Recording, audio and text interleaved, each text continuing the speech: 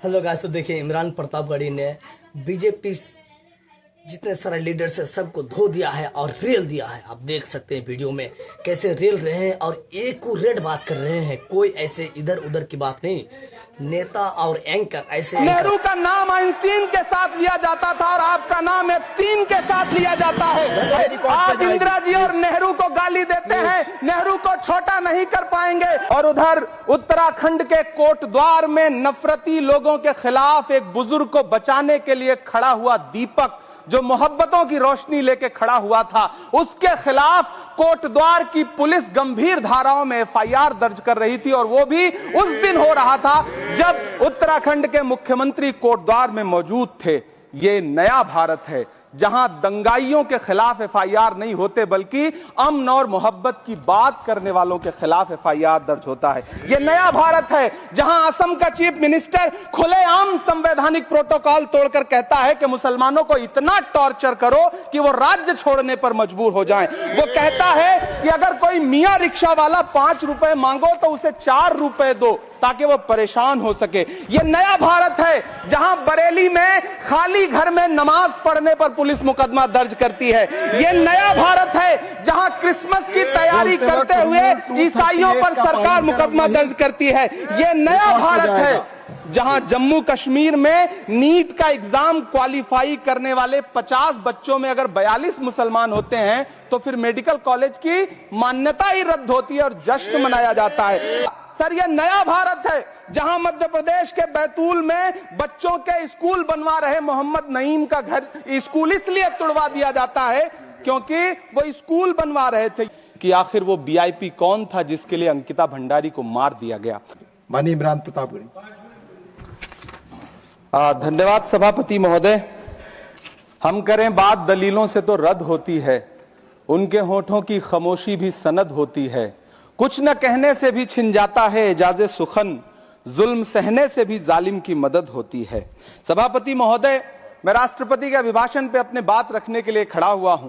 उस दिन देश की संसद के गलियारों में सरकार की तारीफ करती हुई महामहिम की आवाज गूंज रही थी, तो उधर मेरे कानों में हसदेव के जंगलों में आदिवासियों को जिंदगी देने वाले पेड़ों पर चलती हुई कुल्हाड़ी की आवाज गूंज रही थी। सभापति महोदय, इस तरफ महामहिम के भाषण पर प्रधानमंत्री जी संसद की मेज थपथपा रहे थे और उधर उत्तराखंड की अभागी बिटिया अंकिता भंडारी के इंसाफ की आवाजें मध्यम पड़ती जा रही थीं, जो आज भी पूछ रही हैं कि आखिर वो वीआईपी कौन था जिसके लिए अंकिता भंडारी को मार दिया गया।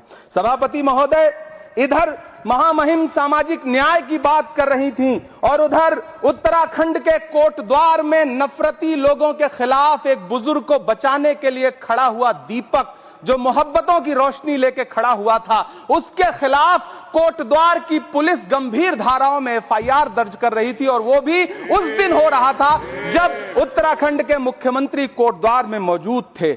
ये नया भारत है जहां दंगाइयों के खिलाफ एफआईआर नहीं होते बल्कि अमन और मोहब्बत की बात करने वालों के खिलाफ एफआईआर दर्ज होता है। यह नया भारत है जहां असम का चीफ मिनिस्टर खुलेआम संवैधानिक प्रोटोकॉल तोड़कर कहता है कि मुसलमानों को इतना टॉर्चर करो कि वो राज्य छोड़ने पर मजबूर हो जाएं। वो कहता है कि अगर कोई मियां रिक्शा वाला 5 रुपए मांगो तो उसे 4 रुपए दो ताकि वो परेशान हो सके। यह नया भारत है जहां बरेली में खाली घर में नमाज पढ़ने पर पुलिस मुकदमा दर्ज करती है। यह नया भारत है जहां क्रिसमस की तैयारी करते हुए ईसाइयों पर सरकार मुकदमा दर्ज करती है। यह नया भारत है जहां जम्मू कश्मीर में नीट का एग्जाम क्वालिफाई करने वाले 50 बच्चों में अगर 42 मुसलमान होते हैं तो फिर मेडिकल कॉलेज की मान्यता ही रद्द होती है और जश्न मनाया जाता है। महामहिम राष्ट्रपति का भाषण में सुन रहा था।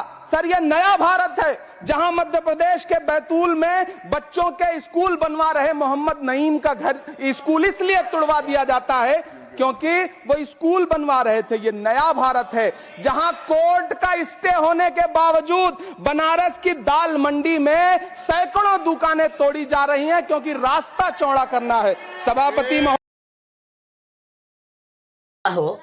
तो वाकई इंडिया ग्रोथ होगा और इंडिया का एक्यूरेट काम होगा। लेकिन ऐसे एंकर, ऐसे प्रवक्ता नहीं मिलते हैं जो आज इमरान प्रतापगढ़ी ने कर रहा है और बता रहे हैं। आप गौर से सुनिए और आप कमेंट सेक्शन में ज़रूर बताइए कि क्या कर रहे हैं और कैसे अमित शाह ने इमरान प्रतापगढ़ी की ओर आंखें फाड़ फाड़ कर देख रहे हैं और श्री नरेंद्र मोदी भी बहुत ही गौर से सुन रहे हैं बातें को। तो आप देखिए और वीडियो को लास्ट तक ज़रूर देखिए।